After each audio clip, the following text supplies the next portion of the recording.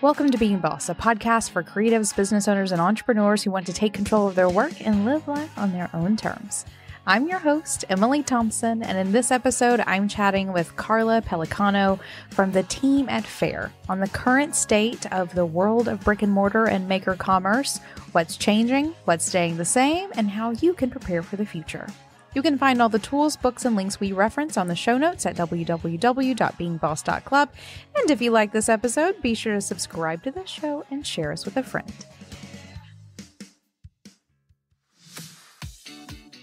Our audience survey results are in, and yet again, the biggest challenge facing business owners like you is marketing. So I have a podcast recommendation for you. It's time to check out Imperfect Action, hosted by Steph Taylor, brought to you by the HubSpot Podcast Network, the audio destination for business professionals. Imperfect Action is a bite-sized online marketing podcast for business owners. Join Steph as she answers all your business marketing questions and deep dives into the nitty-gritty of online marketing, content marketing, social media marketing, and marketing strategy for business owners. I recently had the pleasure of sitting in on a live recorded episode by Steph where she broke down the marketing potential arising from the world of Web3 for small business like us. And y'all, listening to her talk about Web3 finally made it make sense in my head. And her library of content is just waiting for you to tune in. Listen to Imperfect Action wherever you get your podcasts. Carla Pellicano is the head of product at Faire, a marketplace for small wholesalers to provide products to brick-and-mortar stores, where she leads the product management team and oversees product development for all customers. She has 15 plus years of product management and leadership experience across consumer and B2B marketplaces. She thrives on problems that require optimizing outcomes across multiple stakeholders. Prior to Faire, she was at Airbnb for over 6 years. Carla, welcome to Being Boss. I'm so glad to have you here. Emily, thank you for having me. It's a privilege to be with you today. Perfect. I'm so excited to be chatting with someone from Faire. I was just telling you that I have been a user of Faire for several years, both on the wholesale side. So at Almanac Supply Co., my retail business, we do have a wholesale arm where we make and sell candles and some other items as well. We've used Faire for several years to sell our products to other retailers. And then now that we have the retail store, which I opened a little over a year ago, thank you very much. I use Faire as a retailer as well. I actually even buy from lots of bosses through Faire, which is a ton of fun to be able to support this community that we've built here at the podcast through that. So we're carrying Boss Made goods in Almanac Supply Co. It's like a whole beautiful full circle moment. So I'm very familiar with Faire, what it is that you guys do and how it is that you help this community. I would love to hear from you, and so that everyone can know a bit more about Faire, what it is that you do there, and how it is that you found yourself in that space. For sure. Why don't I start with what Faire is, and then I can give you a little bit on the background of how I made a journey over to Faire. So for those of your audience who are not familiar, Faire is an end-to-end wholesale marketplace that allows independent retailers and brands to build and run their businesses. You can think of it as an online trade show or a wholesale version of Etsy, where independent brands on one side and independent retailers are on the other. And these are the retailers that you often find on the main street in your town. And our job is to connect them and make it easier for them to build really valuable relationships. And our aspiration is to help them compete on a more level playing field against the retail big box giants like Amazon and Walmart. And we think that we have a role to play in bringing them together to do so. So in addition to that core marketplace where they transact, our platform offers a number of simple but powerful tools like data insights, payment terms, logistical solutions that help our customers do business more effectively. And over the last 18 months, Faire has expanded to 17 new countries throughout Europe and Australia. And we are now supporting 600,000 independent retailers and over 85,000 brands in total all around the world. That's amazing. Congratulations. That is huge growth, I feel, based on what I remember from seeing things a couple of years ago. That is massive. It is. And I mean, it's been an amazing journey and it's been an amazing story to be part of because I think it just indicates how valuable and important the service that we're providing is to these small businesses. Yeah, And they've been a huge part of actually growing this community. for sure. I can't imagine having or knowing what I know from the retail side of things and even from the wholesale side of things. I spent 10 years before this doing websites, building websites for a lot of makers. And oftentimes we would build wholesale platforms onto their e-commerce websites, which was a nightmare. It was a nightmare to build. It was a nightmare for them to manage. And whenever you're managing those relationships on your own, on platforms that you're building yourself, like it was a heavy lift for a micro business to do all on their own. Totally. And once Faire joined the playing field, it was like, finally, there is a way to do this. And now that I'm in the retail space, I even see the other side of it is I can't imagine what it would be like to stock a store in the old model now. It was a lot of work, and it was, I think, a lot of unpredictability. The way things used to work is you would go to a live trade show or you would work with sales reps, and trade shows only happen a few times a year. They have a lot of benefits. There's nothing to substitute being able to like see and feel goods in person.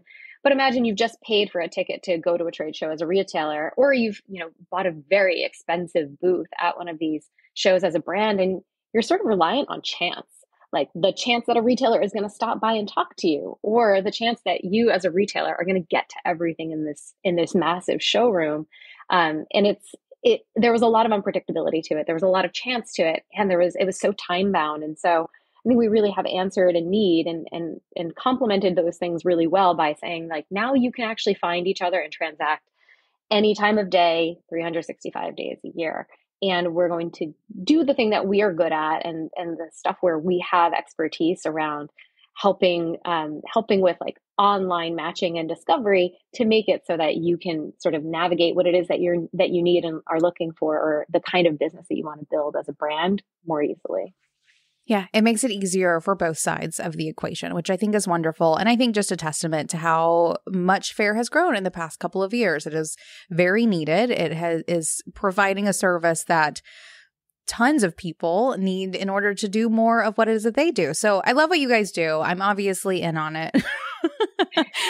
Super user, maybe. You're a deep user.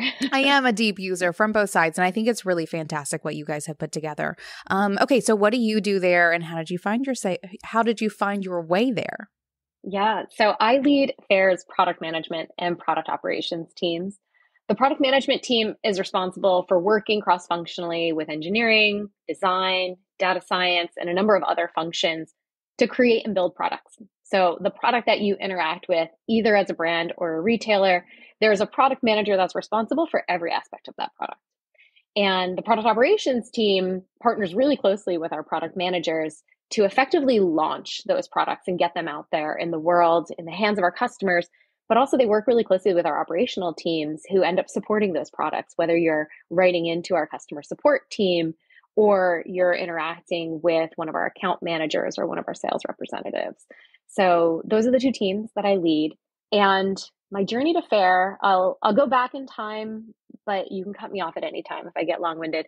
But I think something that's sort of interesting or like very relevant to the story of like how I made this journey is a long time ago, in college, I was a math major, and there's not really much that you do as a math major in the world with the skills that you learned in college, unless you want to be a math professor. And I did start grad school and drop out and realize that I was chasing someone else's dream and I needed to find my own. And one of the things that I had done in college, I had taken some computer science classes, and the ones I loved were the really practical ones where you built stuff. Like this was like late 90s, so it was building websites. And I loved it. This was before there was a website for everything. And so in the back of my head, there was this part of me that was just itching to do more with tech to enable like just more products, services, and experiences for people. So tucked it away in the back of my head, but I got lost for a little while. The economy was in a terrible place. I drifted around. I owed a bunch of money on student loans. And I decided after a year of teaching high school math, I was going to work in finance to try to pay off those loans. And I did that. And that's actually where my career as a product manager was born. I worked on trading systems, and there were definitely people who knew the math and knew the stats better and could do the modeling that I was originally hired to do faster.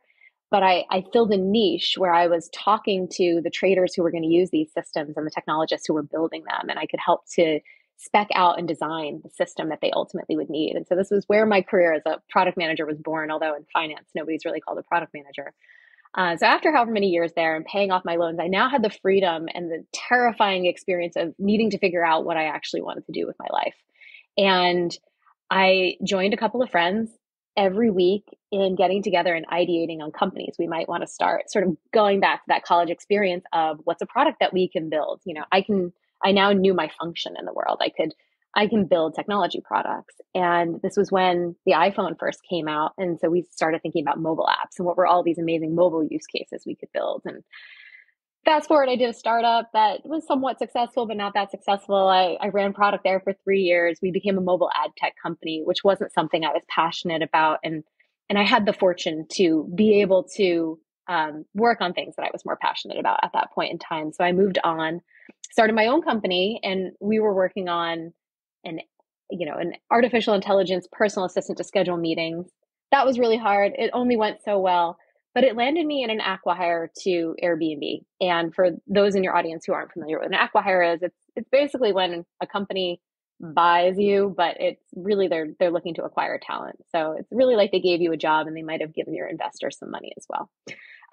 So I landed at Airbnb in an acqui-hire in 2014, and that was a huge privilege because I had developed along the way a real sense of respect and admiration for small businesses. When I was originally looking for what kind of a company I wanted to start, I thought it was really weird that Silicon Valley in particular heroizes people who raise like a seed round of $1 million to start a company.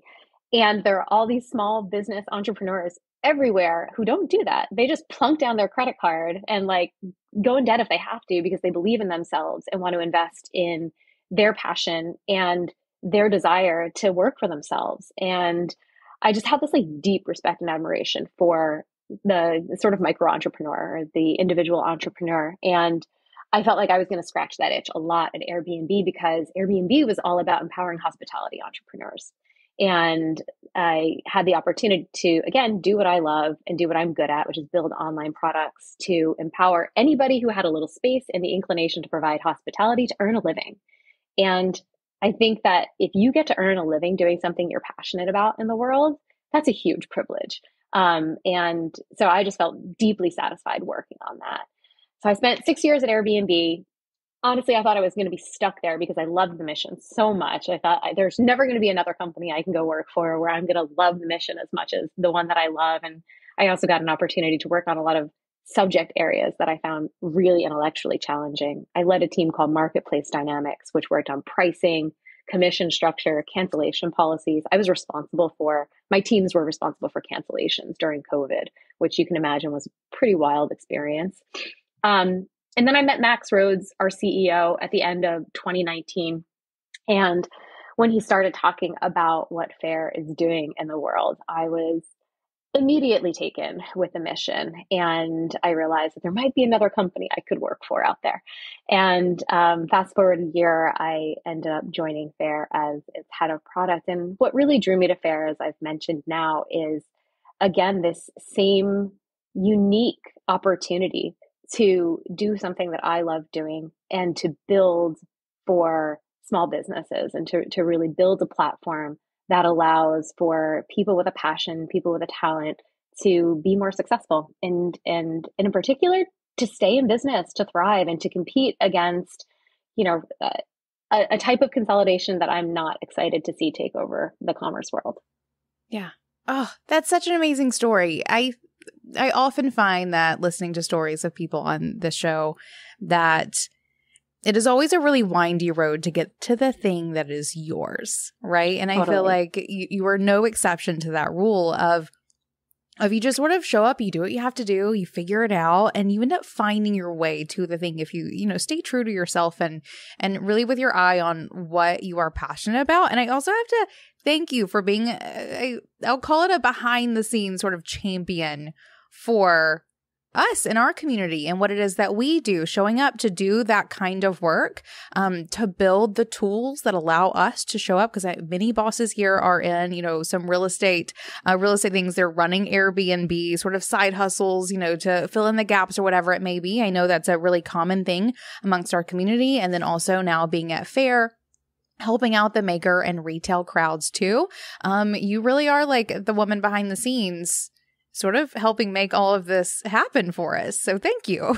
I mean, you don't need to thank me. I feel lucky. I feel lucky to work on something that I believe in. And again, I think that those of us who can do that are really fortunate in this world. Yeah. And I guess maybe to comment on the other thing that you just said about the windy road, I listened to one of your other podcasts where you and I forget who you were talking with. We're really talking about there's just not a direct path. And I'm a huge believer in that. And my first 10 years of career, I felt so tortured. Like I was not doing what I wanted to be doing. And every moment of that time, I felt like I should be doing something else. And I didn't appreciate that it was part of the journey, and the journey is so important. And I have just a tremendous respect at this point for how each moment of your career, really of your life, is just an opportunity that, to the extent that you can kind of relax and sink into it and get what you need out of it, I think you can enjoy the journey and the unfolding, and even more learning and opportunity sort of presents itself to you. So the number one advice I give to people is to just not get so crazy about optimizing each moment of your professional career. It's longer than you think it will be, and it's going to be far less direct than you wish it will be. Absolutely. Great lesson. I agree with all of those things. Think of a time when you felt disconnected from work. Maybe an important email got sent to spam, only for you to find it when it was way too late. Maybe a partner or a team member took an action based on old information when an update could have saved so much time and effort. Or maybe you finally went on vacation and came back to customer complaints. Being disconnected has a steep cost. If your teams and systems aren't talking to each other, it's impossible to see the full picture, to take the right actions. And do you know who pays the steepest price? It's not you. It's your customer. With all of your teams on the same page and all of your data in one place, HubSpot can transform your everyday conversations, strategic decision-making sessions, and everything in between into moments customers feel good about. And with a lovingly crafted suite of tools, you can seamlessly connect your team so everyone has access to the same data and you're able to focus on what really matters, your customers. Learn how HubSpot can help your business grow better at HubSpot.com. All right, I'm really excited to dive into kind of the world of retail and product and sort of pull out some of the insights that you've gained over the past couple of years, because I do think you have an incredibly unique view of sort of the economy of this space and what's happening and the trends and all of those things. So I'm really excited to dive into those things with you, because I think we can all agree that really with the rise of the tech world, entrepreneurship, being a maker, like a micro maker business, and retail doesn't look like it looked like 10 years ago, let alone 20 or 30 years ago. But also, that's not very much time in the grand scheme. Whenever I think about the timeline of, being a merchant, for example, we're looking at the past 4 seconds, maybe, when everything has totally flipped. So maybe let's even just keep it kind of open-ended on that at the moment. What are your thoughts around that from your perspective of how much things have changed, and maybe what some of the biggest changes you see happening from where you sit? I think that's a really astute observation, is just how much change has happened in such a small period of time. I think the last 20 years in particular, in terms of everything moving online to start, and then the rise of mobile, then the rise of social.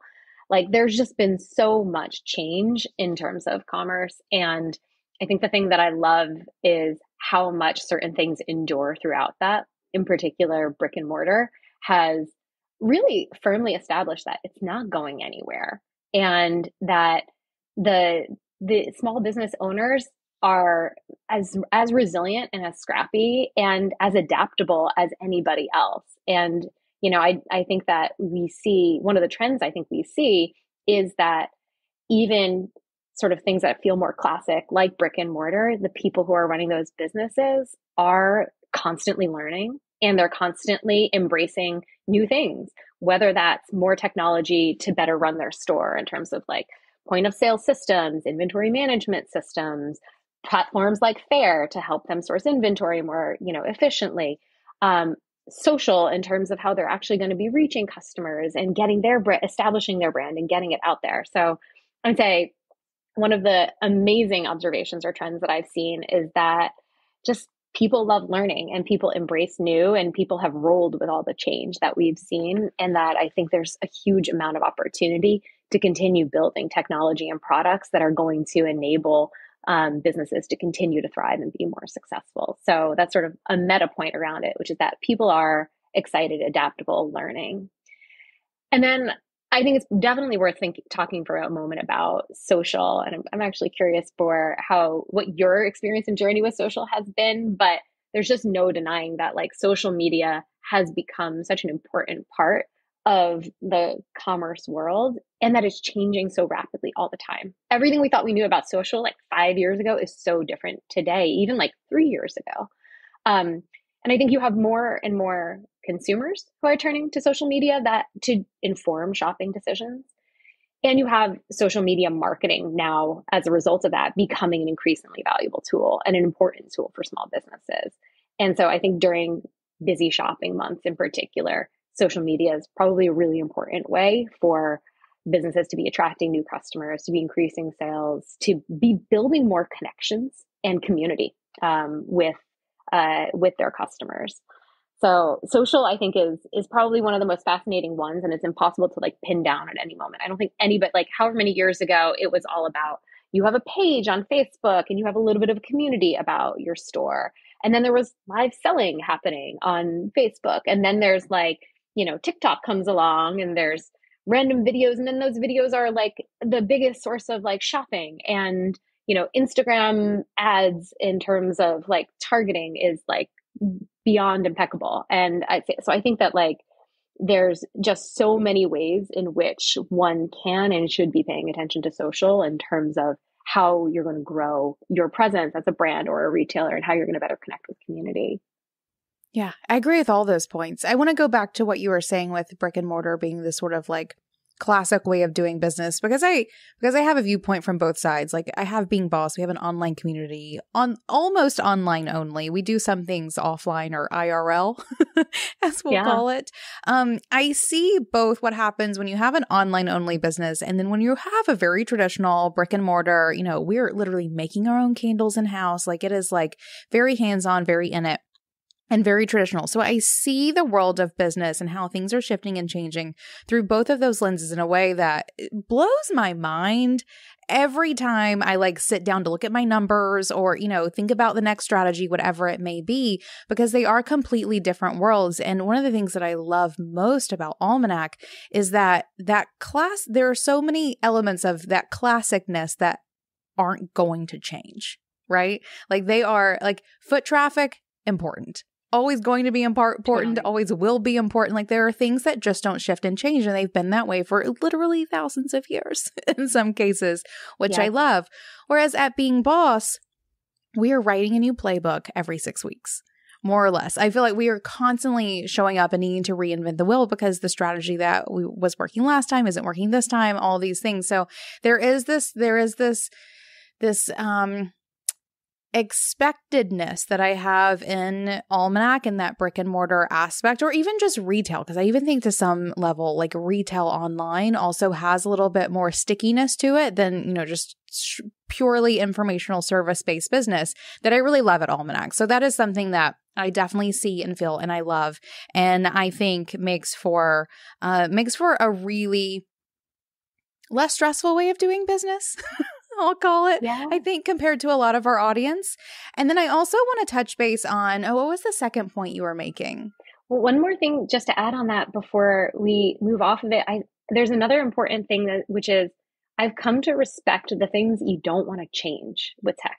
Like there are certain things that you want to try to enhance or augment, but I would never want to show up with the hubris of telling a retailer, you need to buy these products.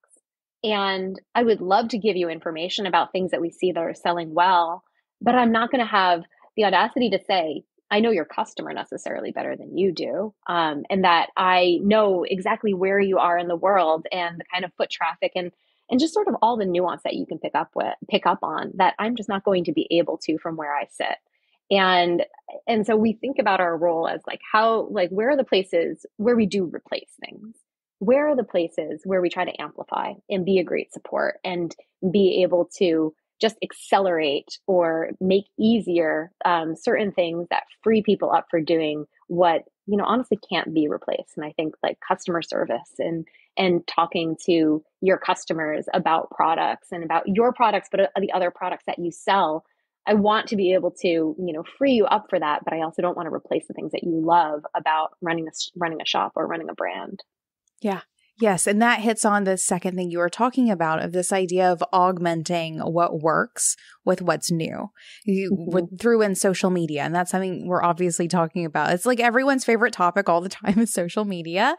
In our community, especially, everyone wants to know what's working, what's not working, all of those things. And I do think that brick and mortar business owners do have, there is like a special bit of resilience, and it has to include also this willing to learn the next thing and augment what works and what has worked for, so many years with where we're moving into, because we are moving into we're in it, a completely different era of commerce. And I love that that's one of the things that you guys do at Faire, but it's also one of the things that, we're all looking at and going, okay, we have to accept that social media is a thing. We have to accept that there are POS systems that can make everything so much easier. Like there's just things that are no-brainers that you have to get into, and that resistance to change is not a place for our realm of business owner to play in if they want to stay around very long. Totally. And I'll say, I've worked in tech for 20 years, and it's a place where I feel very comfortable. The progress in social media is dizzying to me. Yeah. And I can only imagine for, and in some ways, this is my trade. This is my work. I need to be up on these various technologies and figuring out how we incorporate them into the products and services we build for small business owners, where this is like part of how you do business, but it's not your core business. I can only imagine how it feels. And so it makes us want to work harder to make sure that we're providing the right simplification or integration that allows you to use these tools more effectively for your purposes. Yeah, I will say one of the things that, we've gone into, because it's easy with social media. We won't spend the entire time talking about social media, but just to sort of bring us back to this sort of interesting juxtaposition between old and new is I'm not a huge user of social media, surprisingly, maybe to some people. But I obviously know that there's a place for it in the businesses that I run, and we use it. But we also have found ourselves going back to a lot of those like old school air quotes methods of flyers and postcards and bags. And I'm looking at like billboard campaigns and these sorts of things, because whenever you can really pair the two, one of the problems that I see with social media often is that it's so, again, air quotes, easy, is that it's the only thing people do. But I love pairing it with these old methods that are tried and true and still definitely work and are a great pairing to those things. It is that balance of what has worked and what is old and like tried and true, and the new things that are also working, and pairing them together, that I think is something we all need to embrace moving forward. Totally. I think that also hits on something that I often say about product development, which is that you have to get off. You have to leave your desk. You can't do only the things that you can just sit here and get done from your computer. That's not how you meet people in the world. And I think that there's been a ton, and we've seen this obviously with the rise of Facebook and Google, we've seen overemphasis on advertising, like online advertising as the solution for everything, as the solution for all of your customer acquisition needs. And it's partly because it doesn't require you to leave your desk. But I do think that there's a whole lot of room to be creative and to figure out how you make offline and online meet more effectively. And this obviously because you have a brick and mortar presence, and a physical presence is one of those ways. Yeah. Oh, that's such a great parallel there, because that is something that we see often. And you're right. getting up from your desk, walking away from your phone, going out into the world. I mean, those are really the kinds of connections we're all here to build anyway. We just sort of get lost in the scrolling that is so easily available to us. Okay, so this juxtaposition of old and new, online, offline, all of these things. How does Faire fit into this? What are you guys doing to either bridge a gap or fill a hole or, augment? Like, what are you guys doing in this space? So I think we thought a lot about how we are going to bridge offline and online in particular when we first started, because we knew that there were a lot of valuable things that people were getting out of going to trade shows or talking to their sales reps that were not going to be easily replicable just via a website. And so we thought a lot about what kinds of services and value propositions we needed to be able to layer in to make it work. So one of the things that you're probably familiar with is that Faire offers free returns on opening orders the first time that you're ordering from a brand. And we recognize that there's a leap of faith involved in deciding that, like, I'm going to order not just one or two, but like some order minimum number of this product to sell in my store. What if it doesn't sell? My discovery budget is blown. What if the product arrives and it doesn't meet my standards of quality? Obviously we do a lot to vet the quality on the platform, and we hope all our products meet your standard of quality. But what if it isn't the right product for your store and for your customers, and you didn't have the opportunity to see it in person? So we provide free returns on those opening orders because we know it's really valuable in general, but also because it's an important part of being able to move from the offline experience to the online one. And that's something that we invested a lot of time and money, frankly, into getting right, because it can be really expensive to take a whole bunch of returns back on products that don't sell. And we had a commitment because we believed this was going to be a really important part of bridging that sort of online to offline. And other things that we're trying to do to help is we recognize that outside of Faire, there's obviously a ton of consolidation that's happening in the world, and benefits of scale for the Walmarts and the Amazons as a result of it that creates a pretty unfair situation for the independents. And so one of the things that we thought to ourselves is, how do we use our scale to be able to provide competitive advantage here? And one of the things that we were able to do is offer net 60 payment terms. And those terms, we're footing the bill here. We're figuring out on our balance sheet what are the credit limits that we can afford to offer. We do the underwriting and we understand the risk. And, if you're a brand, this is a huge benefit you get to offer to your retailers that costs you nothing right now. And if you are a, retailer, these are really valuable terms. Like, many of our retailers play with a credit card. So they're essentially getting a net 90, right? Because they have 30 days to pay their credit card bill. And that means they can sell a lot of product before they ever have to pay for it. And more than anybody, that type of cash flow is really valuable. And this is just another example where we're using our scale, we're using our ability to create this tech to be able to offer what we think is an important value proposition for, I guess, in this way, it's like a little bit competing against, the benefits of scale and consolidation that the independents will never have, right? By nature of being independent, that's not how you're going to look to have an advantage. But so we think a lot about where can we use our scale and actually make that your scale. So how do we say that, like, you're just one independent retailer, but actually you're part of a community of 600,000, and a community of 600,000 has a lot of power and has a lot of benefits of scale. And we do that, through a number of other things too, like the data and the analytics that we provide and the trends that we provide on our website and on our blog. Those are informed by this much larger community. So you might be one independent brand and not understanding, necessarily what is trending at any given time. And we're able to provide those additional insights because we have obviously a much larger community that we are representing. So I'd say those are some of the things. And I'm trying to think if there are a couple of other ones.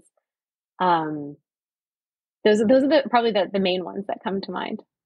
I love it. And as someone who uses it, I feel the benefits of those things. And I love that you put it in those words, because I just, I see them. I'm like, okay, features. They're trying to get me over competitors. I love that.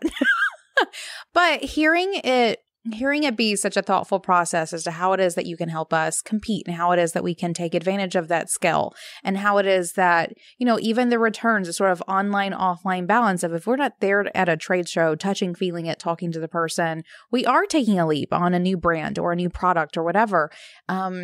Hearing the thought process behind that, it makes a lot of sense. And makes me feel great about using them because I see why they're there and how they are going to be helpful. And those returns in particular are also so important to our brands. We want our brands to get discovered by more retailers. And so we know that there's like, how do we remove the friction for allowing for more of those relationships to be developed? Is anyone else eyeballs deep in the return of travel, conferences, retreats, meetups, which means receipts? I'll be honest, I'd gotten used to not having my wallet overflowing with wads of flimsy paper that I just had to save. Luckily, that's not how we have to live anymore. Not me or you, thanks to FreshBooks Cloud Accounting. In fact, organizing your expenses has never been easier. Take photos of receipts with your phone using the FreshBooks mobile app and then throw the receipt away. You can even do one better by applying receipts directly to clients or invoices when you need. Travel lighter and still do your job. What more can a boss ask for? Try FreshBooks free for 30 days, no credit card required. Go to freshbooks.com/beingboss to get started today.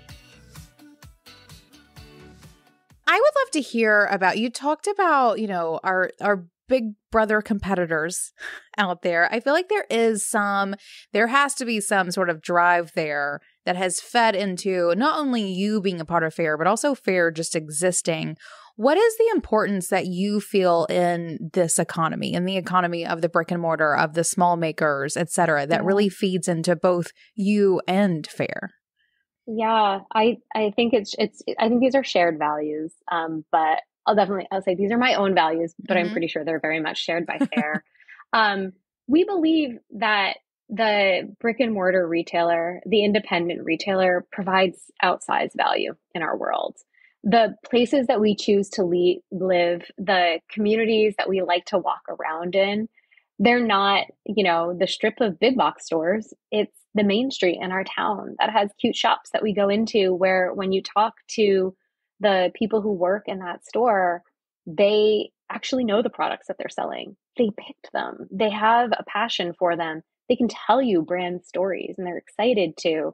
And there's somebody you're going to see, and there's somebody your kids are going to go to school with their kids, and they're just part of your community. There's like a social contract. And I guess we feel very much that it's a community and it's an important part of the fabric of our of our commerce world that we want to preserve and that we want to support. We don't want to we're not looking to be charity here in any way. We're not saying let's give them money to stay in business. We're saying, how do we make it so that they have the opportunity? How do we make it so that there's a more level and more even playing field? And we really think about how can we help them work together more? And how can we bring them the benefits of the scale that we've accumulated by having so many retailers and having so many brands on the platform? So I think it's just this sense that this is an important part of our world. This is an important part of how commerce should be transacting. And therefore, we're just very driven to continue to support it. And then I would say, there was one other part of your question there was one other thing that I was thinking of with respect to your question, but it's escaped me. Maybe it'll come back. If it comes back, feel free to interrupt and we will get back to it. That's beautiful. Oh, I was going to say actually on the brand side of things, because I've talked, I think, a fair bit about retailers.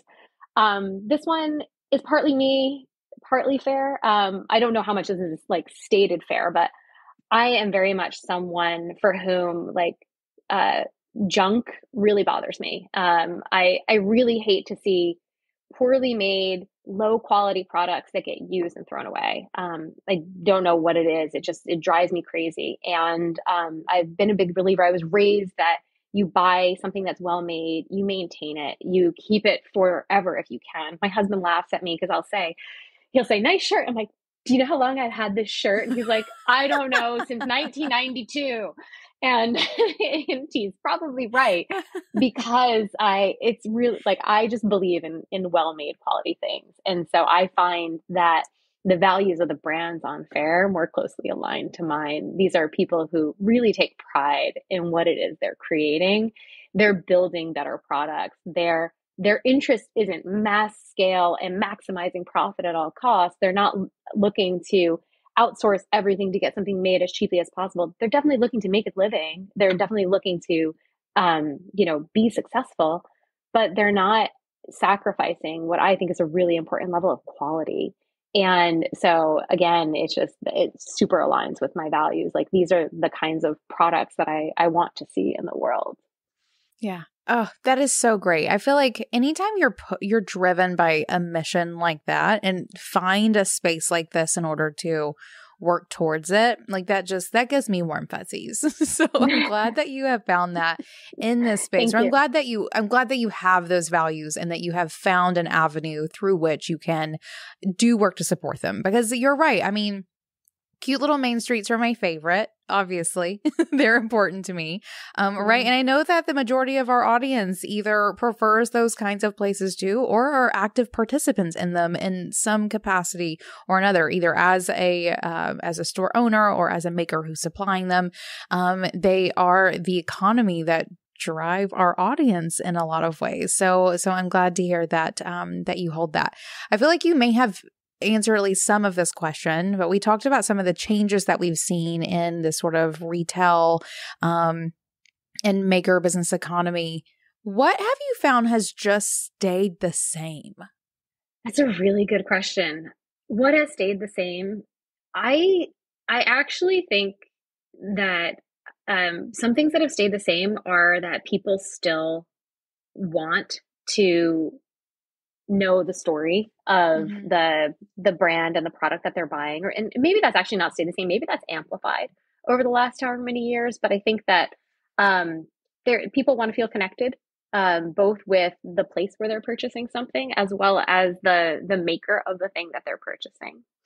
I would say, I would say, I don't know. I guess I'm about to get into something that is maybe it's changed and it's also stayed the same, which is that consumers want to shop local. And so I think that's like something that has been the case for a really long time. And maybe it's actually gotten stronger.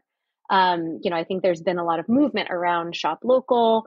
And, I read some stat not long ago that like the number of independent bookstores in the country has like actually increased significantly over the last however many years, when we all thought that they were dying off, about 10, 15 years ago. And so maybe what I'll say is we've recognized that local retail, local commerce is here to stay. And that's a nice staying power, or a nice thing that stayed the same. I think the value of customer service is something that has also, I think, remained like pretty constant. And in fact, I think it's a place where, sort of like the big online ones have really tried to compete, right? Because there's a lot of ways in which they can't. And so they're throwing a little bit of extra emphasis there. But I think they come up short because there's nothing like the personal connection that you get when you're actually, in person. And so I think that's another thing that has stayed the same, is the emphasis on personal connection and customer service being really important. I'll say another one, though, is price consciousness. I think that generally speaking, people are pretty price conscious. And that is, pricing is something that I have worked on now for over 8 years when it comes to building product. And it is always one of the most important and impactful things. And being able to compete on price and being able to offer something at the price points that are important to your customers is really powerful and is really important. And there's a lot of ways of doing that, right? There's, obviously taking costs out of system. It's not just about like discounting something, but understanding willingness to pay, being able to produce something that you still believe in, but that meets the price point of your customer, I think has just remained really important. Yeah, I agree with all of those points. Even just anecdotally being in the store, I think all of those are incredibly important. And, we operate in a area that gets a lot of tourist traffic as well. And it's always entertaining to me the people who will walk in the store who just want to buy something with the word Chattanooga on it. Of Yeah. like that sort of like they want to rep local. It's not just they want to buy local, they want to rep local, which I think Yeah, is such an intro. I'm always like, okay, that's weird, but I got some. got things for totally. you. I And all that's of those something that things. hasn't changed. Right? All of those things resonate with me for sure, just from things that I've seen in the store. And I think it's one of those things that will also they haven't changed or, have been amplified, but I think it is what gives us the staying power to keep doing the thing. And in spite of our, big box competitors. Before we wrap up, because I think we are sort of getting to the end of it, I feel like since I have you here, all this experience and data crunching and building the things, I would love to like look into the future of like Okay. what you see coming in the world of product and retail, especially in this mom and pop sort of vibe of what we're talking about here. What do you see coming in this little piece of the economy? You mean in terms of this segment that we've been talking Yeah. about? Do you mean with respect? Okay. Like you're not looking to me to provide macroeconomic guidance No, about, okay, definitely not. great. Good. Um, I won't be at all, I won't at all have the hubris to think that like I can predict what's coming in social Sure. because I just can't. And as we've already discussed, it changes so quickly. But I would say what's coming is more change, and it is something that people should be looking at. It's a place where they most businesses always pay attention to what people in their 20s are doing because people in their 20s are going to be their customer of like they're going to be their most valuable customer in 10 years from now, and understanding the differences in how they are getting information or just going about their daily lives ends up being really important. So I think it's without directly answering your question, I think paying attention to the trends and the things that are really speaking to younger people today is going to be really important. And I think one of the things that we are finding actually in that generation, Gen Z, I think it is I think there's like a real drive toward authenticity. And I think that aligns actually really well with a lot of your audience and the things that we've been discussing here. I think you have, the rise of thrifting in particular amongst this group, like sort of going back to find old, well-made products that have stood up and that like you can still find secondhand in a store. Um, they're definitely embracing social and they're embracing it in very different ways. And so I think that's important to understand and know because they're the indicator of sort of how things are going to shift over time. Um, I think that they're also very values aligned in terms of how they spend their time and how they spend their money. And so it's probably one of the best moments for the independent maker and the independent retailer in that regard, because I think there really is strong values alignment. However, it's balanced with they're also very frugal. And so I do think that there is that price consciousness that we're seeing sort of in that generation that almost is in tension with their values, which is why I think you see the rise of thrifting in particular, because it's that nice compromise between the two. So I think that that's a little bit of what's coming from like a generational perspective.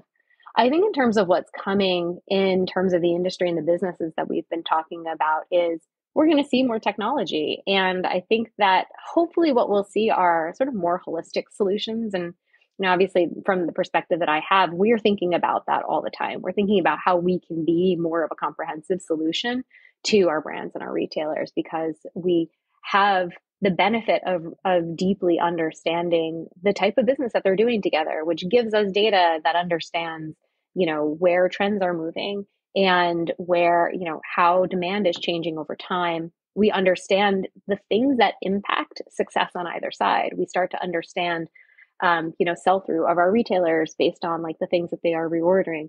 We understand the success of a given brand based on how well they're able to fulfill orders, in terms of the service that they're able to provide. And we're looking to provide additional products and services to continue to help them. Like, how do we help brands more successfully, fulfill orders with great customer service for retail so that they can, continue to have success and reorders?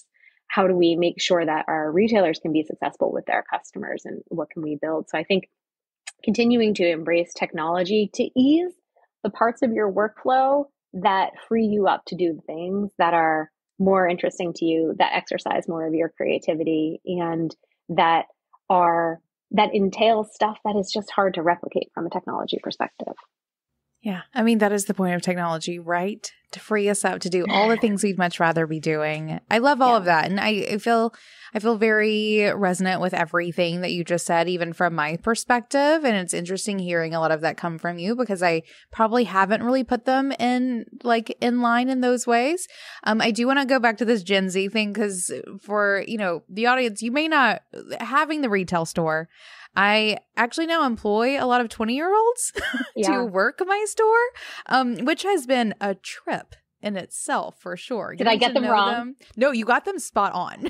Okay. Totally spot on. And one of the things that I want to share, which I have found maybe kind of crazy, maybe not. I will say, you said authenticity is one of the things that they value very much, but I also want to add transparency to this. They want to know exactly what is in, this thing that you're selling them, where all the pieces came from. They want to know who made it. They want to know. They need transparency in order to have the trust to do things. So authenticity, absolutely, but also transparency. And one of the interesting things that I've found amongst our retail staff is that 20-year-olds do not want to be, or they are not on Facebook or Instagram at all. They are not on Instagram. Everyone think about that. If your goal is to start chatting up the 20-year-olds and your nose is in Instagram all the time, you are not chatting up the 20-year-olds. They're not there. They're on Snapchat and TikTok. Or Be Real, and I don't know, there's a few others. There are, which I think, in our age group, if you're probably on Instagram, maybe on Facebook, but the next generation of buyers hate Facebook. Hate Facebook and what they're doing and what they have done, which I think is really interesting. Whenever I heard that, I was like, okay, noted, or y'all literally aren't even on it. And I love that for them. I do too. Right? Okay. So maybe one last question from you. One last sort of big question, then I have a couple follow-ups. Where and how can small makers and retailers make the most of the current environment and into the new year? Yeah, I would say some things that we're seeing is that on the retailer side, retailers are buying closer in. They're buying inventory closer to when they're going to sell it. I think most retailers know that inventory that's sitting around is a liability. It's preventing you from discovering new product. And so we're seeing more trends there. And again, we offer, free returns on opening orders to try to take some of that risk out of that. So it's sort of one thing that we're seeing on the retailer side of things. And I think it's really important to set those expectations carefully with retailers, because if you miss and you don't deliver, then you're not going to get that repeat sale. You're probably going to get dinged when it comes to a review, and it's going to really hurt your future ordering. So, try to get those fulfillment times down and be honest about what you are going to be able to commit to. I think it's really important. And I think that brings me to the second one, is just being really thoughtful as a brand about what your customer needs are. And, just talking to your customers, understand what those needs and trends are, and be able to more accurately predict when you're going to need inventory. Obviously, the last couple of years have been really hard for brands when it comes to supply chain issues and shipping challenges. And again, it's another place that we're trying to help with, provide data and trends on what's selling and, where we see demand really spiking and what ordering ends up looking like, so that you have at least a little bit more information to be able to prepare as a brand. But, just being really in touch with your customer and understanding what is needed, when, et cetera. And I think another thing that's sort of really important for brands, and we've been talking about it, is diversifying the ways that make sense for you. Diversify your sales channels. And so, this is something we didn't actually talk about specifically, but over the last 10, 15 years, I think we've seen the rise of omnichannel, where you have, you are basically finding your direct to consumer presence, you're finding, your brick and mortar store. And, what we saw in, the early teens, I guess, was this rise of direct to consumer and it being really hard, to develop individual relationships with customers, and people moving and realizing that wholesale is a really good opportunity if you are looking to scale. And so I think getting started on Faire and really, being able to like dip your toes into wholesale without having to go to an expensive trade show, I think is a really good option as well. Perfect. Awesome. I agree with all of those things from this side of things. I don't think I have anything to add. Mostly just keep on keeping on, because what we are doing is super important. What you're doing is super important. And like I said, it is nothing but a privilege for us to be working to continue to support your and your community's ongoing success. Well, I very much so appreciate it, for sure. And Carla, thank you so much for coming to chat with me. This has been an absolute treat. If folks want to get in touch with you, or maybe just find Faire, how can they do those things? Check out Faire, www.faire.com. It's the French word to make or to do. And we look forward to more of your community joining ours. Perfect. Absolutely. And my last question, it's always my favorite question for everyone. What's making you feel most boss? What's making me feel most boss? Oh, this is a good question to end on. One that I wish I had thought about a little more. Yeah, I like it to come just first thing that pops in your head. What's making me feel most boss?